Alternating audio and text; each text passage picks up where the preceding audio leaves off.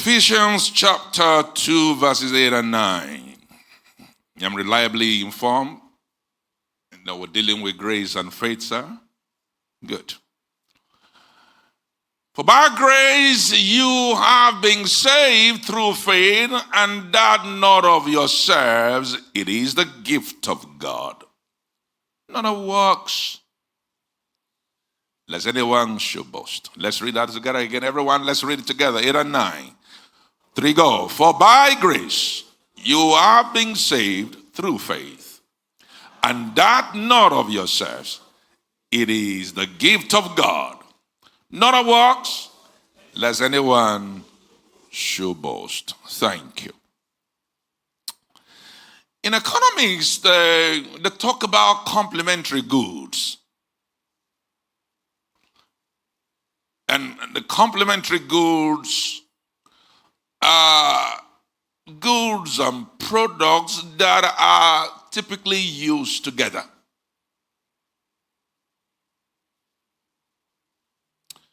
When they are used together, they produce greater values. And they are better enjoyed. They produce better benefit. And of course, you can see a whole lot of complementary stuff. You talk about bread and peanut, bread and butter, is that right? Or bread and tea, maybe car and gasoline. What are the other complementary things you know?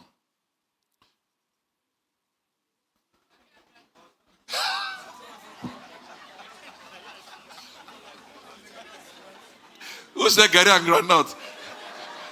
Raise your hand. Well, she's correct. Gary and granite.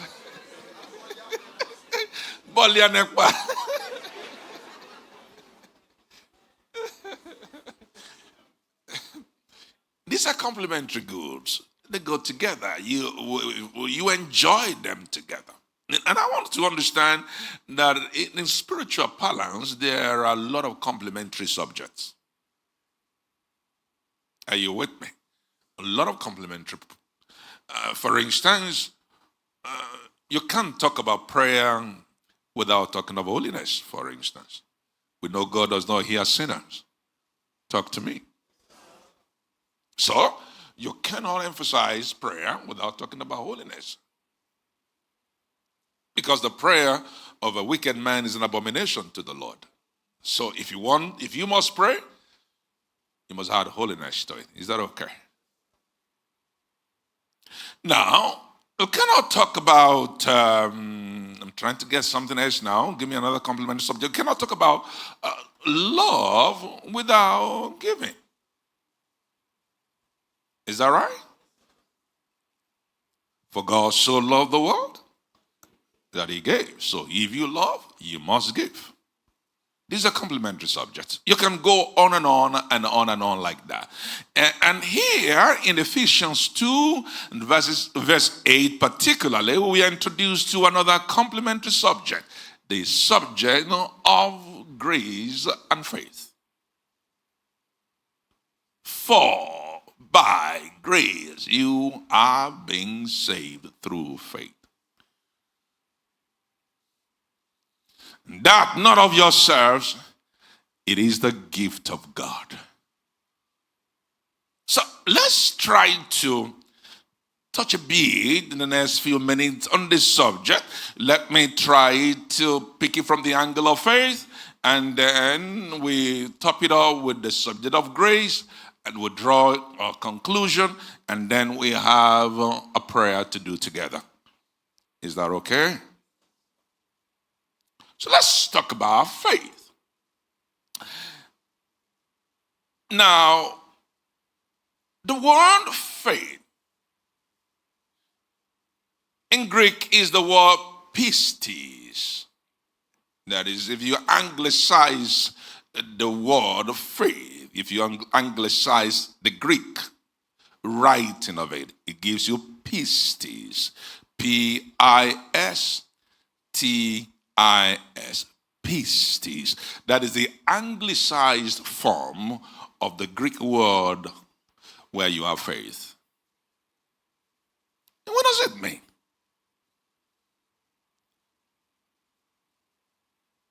Strong's Concordance says faith, pistis, is the conviction of the truth of anything.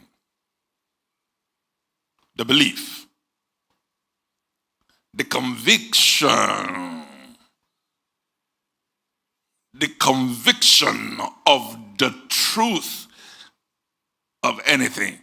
The knowing that you know that something is real. The belief that something is real, whether you have been able to appropriate it or not. For example, I've never been to Rio de Janeiro in Brazil, but I am convinced there's a place called Rio de Janeiro. Are you with me? I'm just convinced. I haven't been there, but I know it's there. That's faith. On the general balance. You walk to the airport, you board a plane, you take a seat, and then you just know that the engine is good. And the pilot has gone to aviation college. How many times have you got to the airport and you go to the airline? I want to see the license of the pilot before I can enter here. You just have the conviction that these people are doing the right thing. They have the right set of personnel in charge of this flight. So I believe all things being equal, everything is good with this flight. That's faith. The conviction about anything.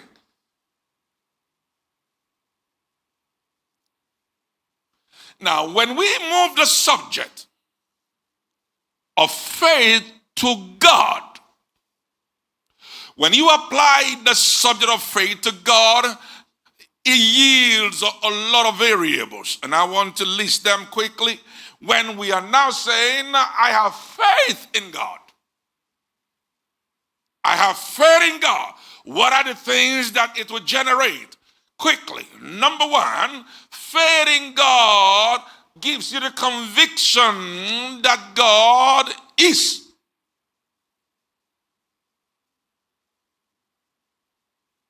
Did you catch that? The conviction that God exists. Hebrews 11:6. But without faith, it is impossible to please him. It's impossible to walk with him. For he who comes to God must believe, must be convinced that God is. And that he is a rewarder of them that diligently seek him. That's the beginning. That's the entry point of having faith in God. God is.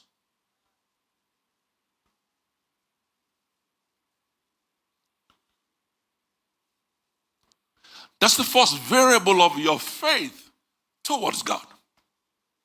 Because the Bible talks about having faith towards God and exercising goodwill towards men. Faith towards God begins with the fact, oh, I know that he is. I haven't seen him with my eye, but he is. I can't touch him, but he is. That's faith.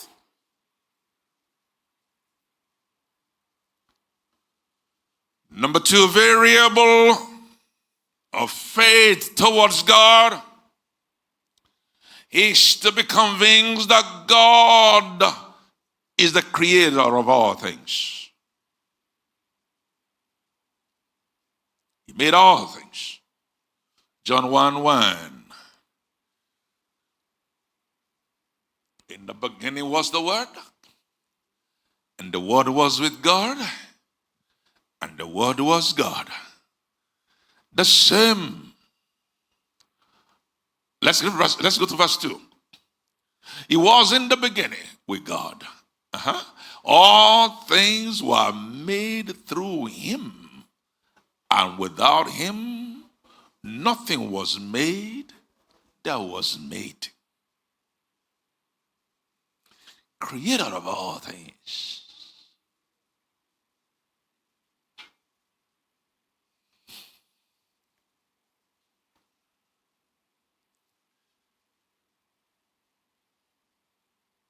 Science is trying. Technology is trying, and they're doing amazing things.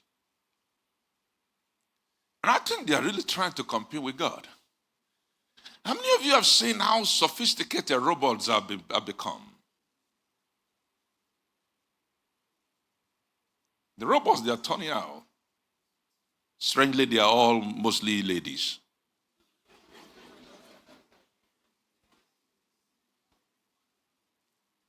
You're asking me why? How will I know? Seriously, have you seen these damsel robots? They now feed them food. They now carry baby in the womb. They now bottle feed baby. Huh? Are you now in doubt of scripture that says the Antichrist will give power to his image to speak? Are we not close to that place now?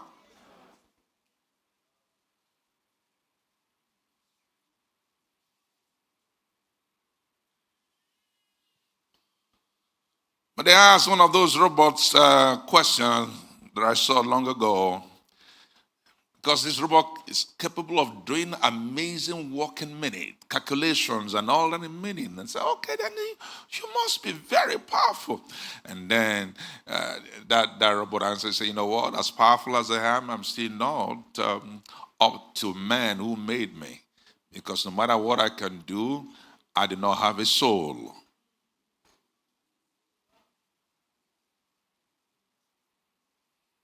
And the Bible says when we die, the body goes to the grave, the soul returns to God who made it. One thing, no matter how well they try, man cannot manufacture a soul.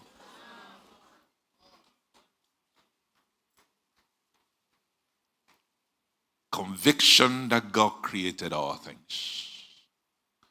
All things good and beautiful. All creature, both great and small, God has made them all.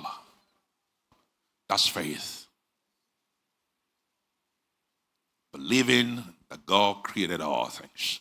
Number 3, faith in God yields this variable. The God is powerful. Psalm 62 verse 11. God has spoken once, twice I have heard this. He spoke once, it keeps ringing in my ears. The power belongs to God. So, if there is ever power with any man or any other institution, it is delegated. You talk about delegated authority. Power, the source of power is God. That's faith. God's got the power. God has all the power. The power of life and death is with our God. He is the one who kills and makes alive. He's the one with the power to raise the poor out of the dunghill and set them on the throne with princes. He's the one with the power to raise a commoner to become a prince. All power. We used to sing on crusade ground. I think we still do. All power belongs to God. All power. All power belongs to God. All power. All power. Do it the way you used to do it. I'm liking that clapping of hands. All power. All power belongs to God. All power. All power. All power. All power. All power. All power. Oh. All power. All power. All power belongs. All power. All power. All power. All power. All power.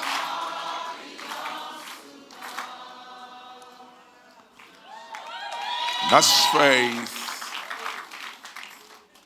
That all power belongs to him. The power of life and of death. So no one can threaten you. I remember that the former President Obasanjo was in jail, having been convicted by Abacha's court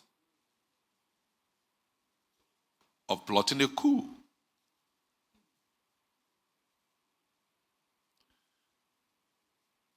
And Obasanjo was on the death row. How many of you remember? And the whole world was begging Abacha to let these people go because it was a trump-up charge. And the man would not listen. And the one who was to become the executioner in chief suddenly we woke up that he has died.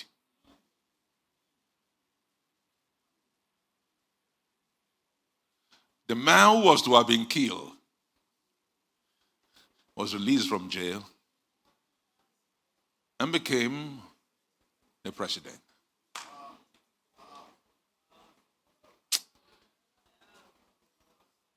Power is in God's hand.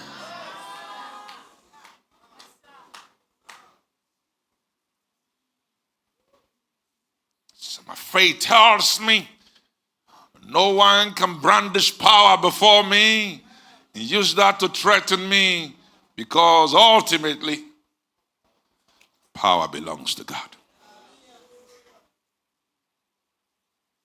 That's what your faith variable yields.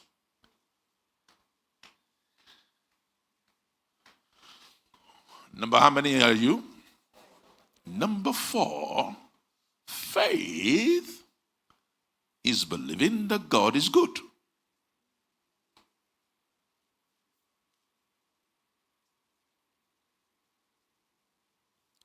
The conviction. Remember we began defining faith as the conviction of anything. The conviction that God is good. Psalm 100 at verse 5.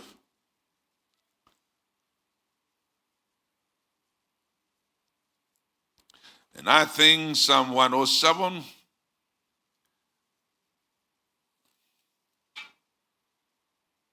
at verse 1. Psalm 100 at verse 5 tells us, for the Lord is good.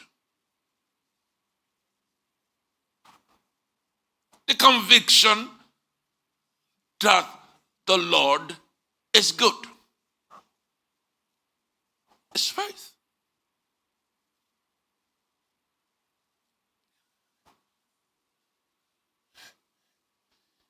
Even in the midst of seemingly unpleasant circumstances, I am convinced that God is good. That's faith.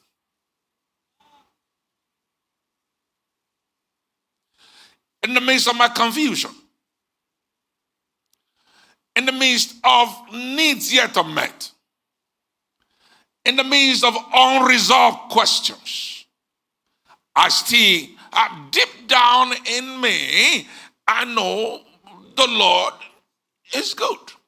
Because the conviction that God is good is what keeps me holding on in the midst of afflictions and difficulties of life, is what can make a man like Job says, you know what? Even though he slays me, I keep trusting him.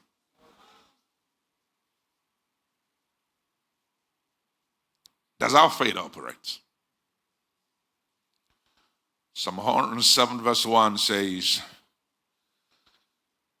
oh, give thanks to the Lord, for he is good, and for his mercy endures forever. Conviction. If you want to walk with God, certain things will be taken as given. Mathematicians talk about, I'm not one, but there are, you are one. What do you call it? QED. Take it that way. You take it that God is. You take it that God is the creator of all things. You take it as what? God is powerful. Then you take it as God is good. In other words, this is QED for me. Don't even go near it. Don't go near this. These are QEDs. Don't go near it. With God.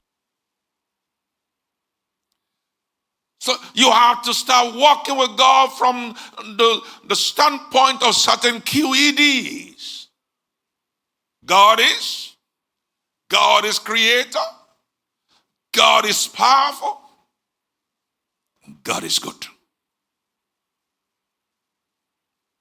One last variable quickly so we can close, and then I have an important prayer for us to pray. Faith is the conviction that God is working all things together for good. Romans 8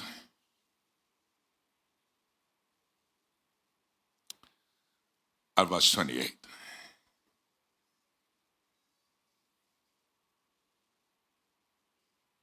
And we know that all things,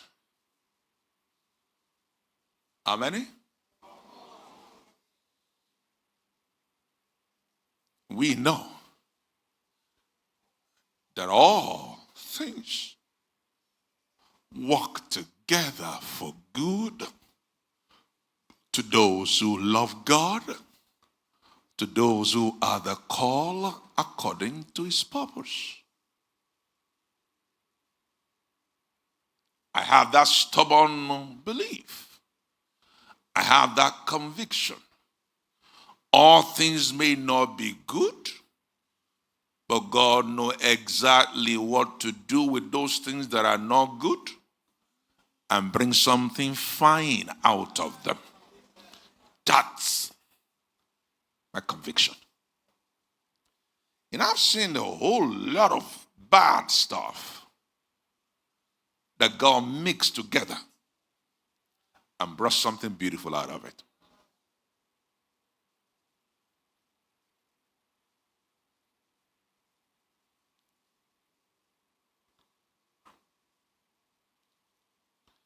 let's wrap these things together. We began by saying that grace and faith are complementary subjects. Thus, as you have holiness and prayer, love and giving, and a whole lot of other complementary stuff. But since we're dealing with grace, we're dealing with faith here, I wanted to understand something very important that will lead to one very strong conclusion. And it's the fact that both faith and grace are a gift of God.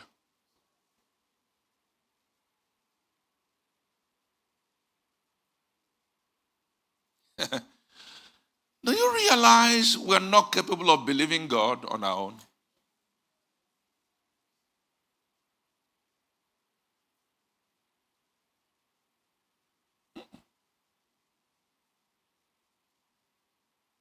Faith is a gift. So is grace. So if you get back to our text, to that Ephesians, it says, for by grace are ye saved through faith.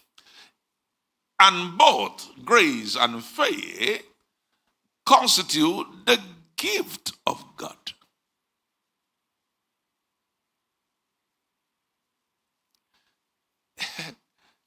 It's a gift.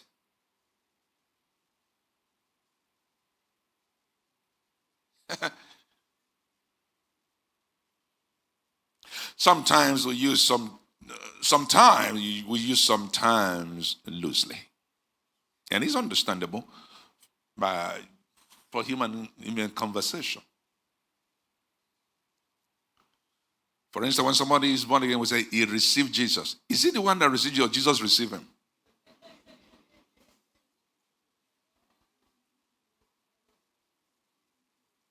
I think what Paul was writing something like that, but after, I can't remember the phrase, help me, but after he found God or was found of God, the point is that you can't find God unless he finds you. You can't have faith in God unless he put his seed in you. You can't manifest any grace unless he bestows it on you. All of this are the gift of God. We'll read a few scripture and then we come to our conclusion quickly. Now, look at this.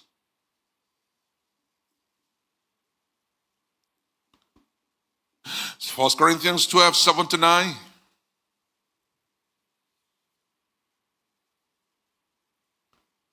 But the manifestation of the Spirit is what? Talk to me. Is given to each one for the profit of all. Given.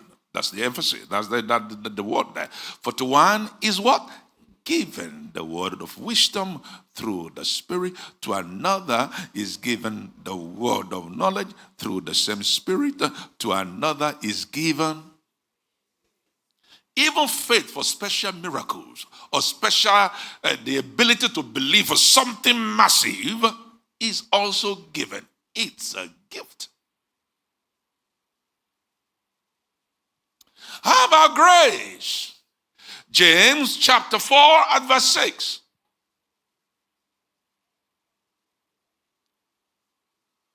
But he gives more grace. Therefore, he says, God resists the proud, but gives grace to the humble. So grace is also given. So faith is a gift. Grace is a gift. You want to hear the conclusion of all the matter? Everything about us is a gift.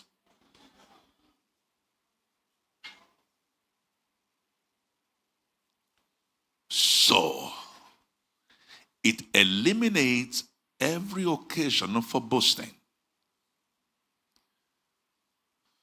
So what happens in the ideal situation, in real life situation, in someone that is truly maturing and growing in God is this: even if he has faith to possess mountains and bring mountains down and part the rivers, he will know this is the gift and it's not what I can. When I got to the Red Sea and I spread my rod like this, the water just parted here, parted there. Hey! They haven't seen something. They don't know anything. That one has not understood the subject. For to one is given faith. When I saw that madman, I commanded, I don't know, the foul spirit, get out of here! And then the man was shivering. You don't know anything. Power. And then the congregation says, go deeper. Papa, go deeper. Go deeper.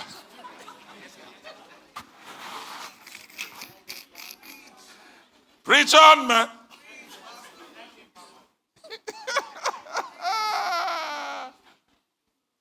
So Paul says, who makes you to differ? And what do you have that you have not received? And if therefore you have received it, why are you posing as if you didn't receive it? Friends, we make nothing happen.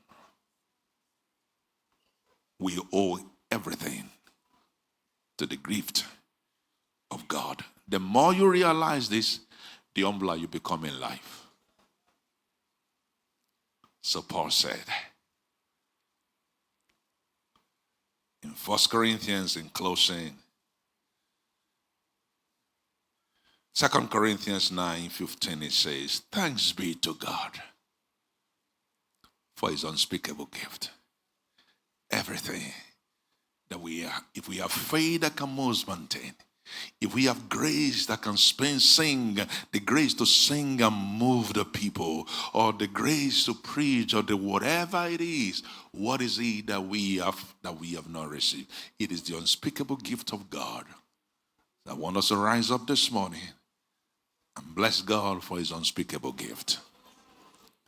In whatever area of your life you have seen grace, in whichever area you have demonstrated faith, just know all came by his gift. Give him praise for it. Bless his name for it. Bula jele baratos. Madilono shikta playos. Give him praise. Thanks be unto God for his unspeakable gift. Thanks be unto God for his unspeakable gift. Thanks be unto this God for his unspeakable gift. Yes, we owe it all to you. Lord, we owe it all to you. We pray this will not escape from our memory, that we owe everything to you. That we might, Lord, the more humble ourselves and be full of gratitude for all the gifts you have shown to us. Thank you, Father. Thank you, Lord. In Jesus' name we pray. I want us to pray a prayer. I was in Oshobo just last weekend. The last weekend of May. That should be, I think, 30th and 31st. I was in Oshobo for the RPP meeting, and then returned to Lagos on the 31st, did Sunday service in Lagos on June 1. And I prayed, I led a prayer in Oshobo. I repeated the prayer in Lagos. I want to repeat the prayer here. And that prayer was born out of, unfortunate event. I think on the 24th of May, that's the second to the last Saturday of May. And the 24th of May, I remember I just got to Abuja that day.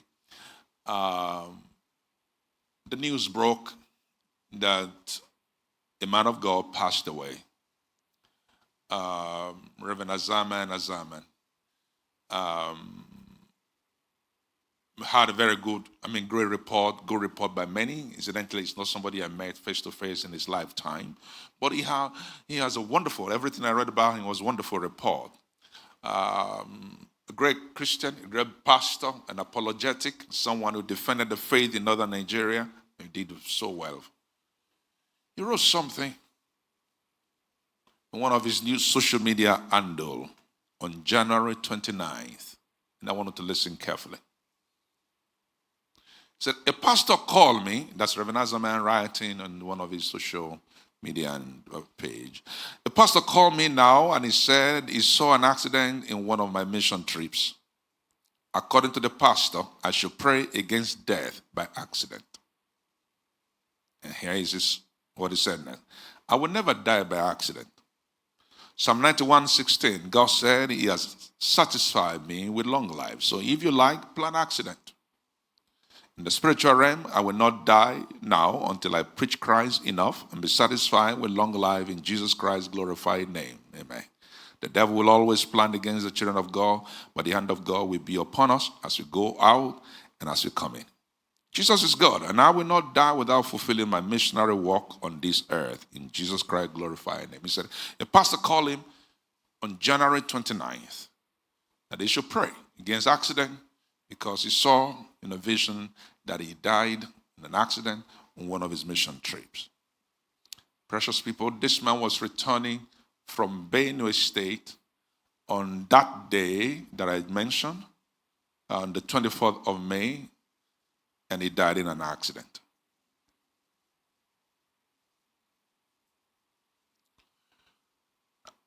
Please, I'm not speaking to malign the dead. I'm just saying something we can learn from.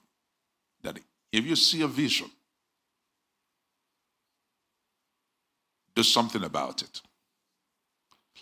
If somebody shares a vision with you, don't dismiss it. The least you could do is pray.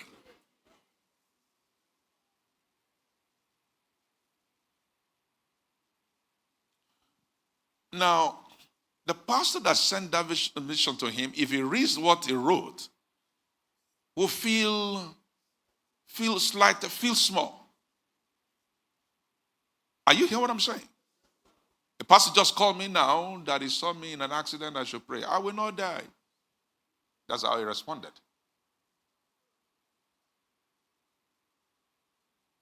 Now, the reason why I'm bringing this up is this.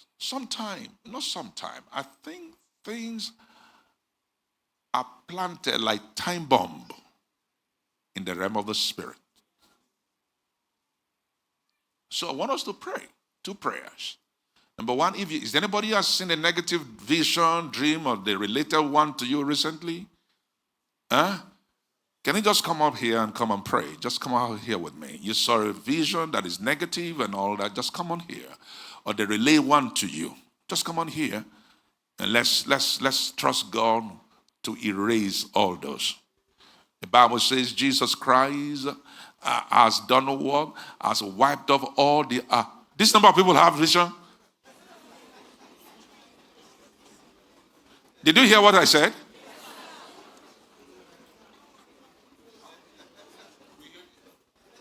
You heard what I said. You had a vision, a dream that is negative, or they relay one to you.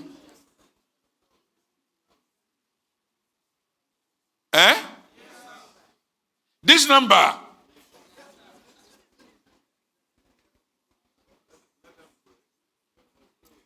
Okay, lift up your... the Bible says he wiped off all the handwriting that is contrary to us. Let's plead the blood of Jesus to nullify and erase every such handwriting against these saints of God. Well, I don't know whether this is why I'm here today.